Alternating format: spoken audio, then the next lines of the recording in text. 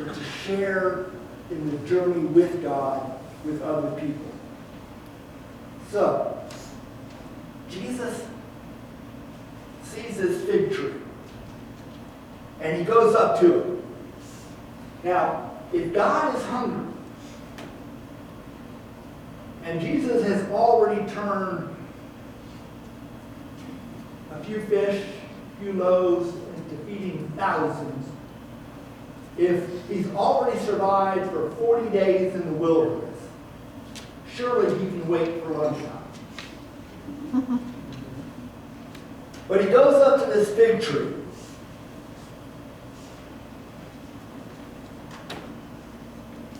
And doesn't find figs. Now, this is one of those things where if you're a reader or a listener to this being read in the first century,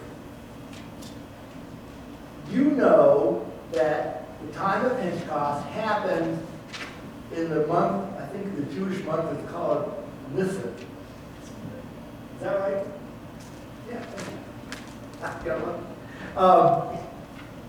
Thank you for not laughing. So they would have said, well, duh. I mean, come on. It's springtime. There are no figs on the fig tree in the springtime.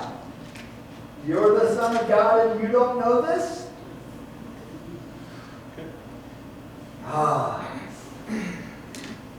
But this is where we interpret Palm Sunday through the lens of Holy Monday. When God shows up, it is always time. Ooh, yeah. Every time in the Scriptures where the divine and humans come into contact, it is time.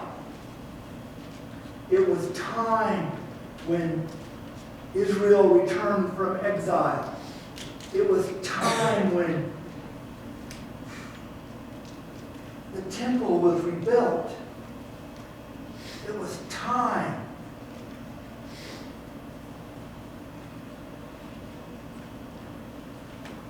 So when Jesus entered the city yesterday, it was time. And yet, in a parallel Monday, it wasn't time. Because even though the people welcomed him as Messiah, they didn't understand that the time had come not for the Messiah of their dreams, but the Messiah of God's promise. What we hope from God isn't necessarily what God hopes for us. There is that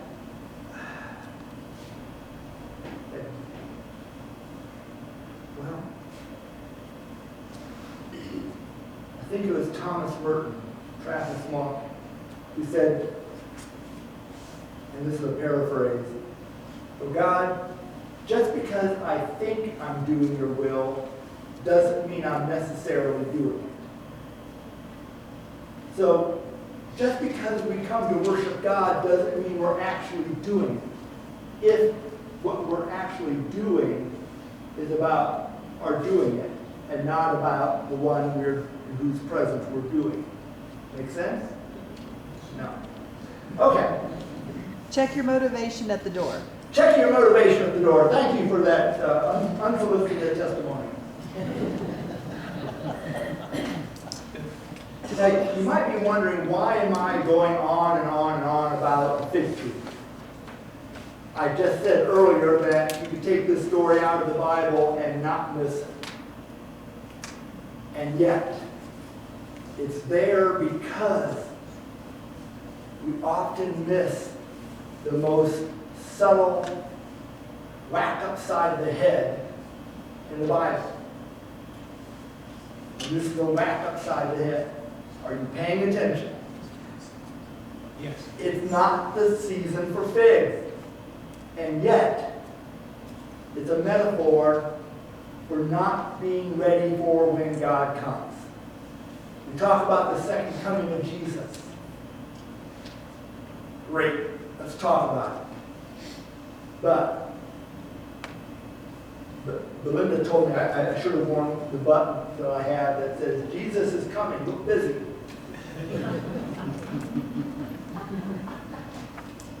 Jesus is always coming because he's always here. Now, Mark follows that seemingly obvious statement with Jesus in the temple. Now, the Temple Mount was designed to inspire. It was incredible.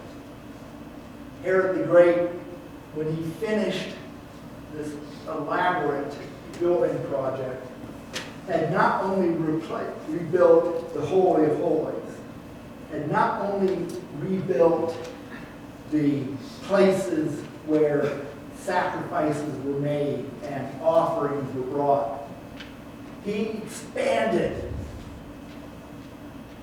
what was called the temple precinct. This, I don't know what you call it. It was about 3 football fields wide and about 9 football fields long. And it was a place where, well, doves were sold. And money from the far off corners of the empire were exchanged for temple coins, which could then be used to buy the doves and the other things. Because you didn't want to buy a dove that you were going to sacrifice to God with dirty imperial money. So Jesus would have known this. He would have known that the idea of blood sacrifice not only was required by the commandments of God, but the practice of clean worship, clean approach to the offerings of God, offerings to God. This is important stuff. And so Mark's listeners would have said, well, yeah, this isn't a surprise, Jesus. You knew this. You've seen it before, and you didn't raise a stink. And yet, on this particular day, he does. Now, Mark is not saying that Jesus took a broom and went from one end of the football field, 9 football or how many football fields later, and the place was clean of the people who belonged there. Jesus,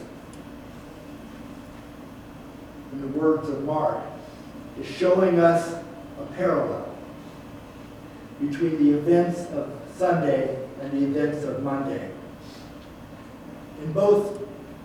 On both days, Jesus enters the city, both in a way that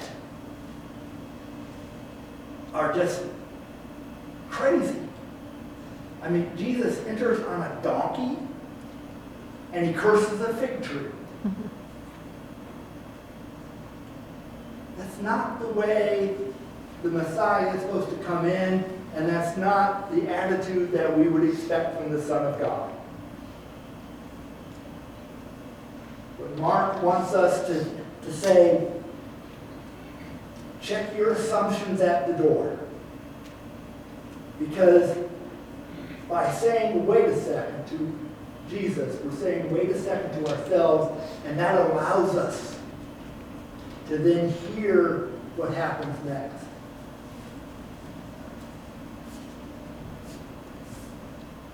Jesus is often proclaimed as a prophet. So he does what prophets do. He engages in symbolic acts as a way of illustrating to everyone that God's ways are deeper and more evident than we ever realize.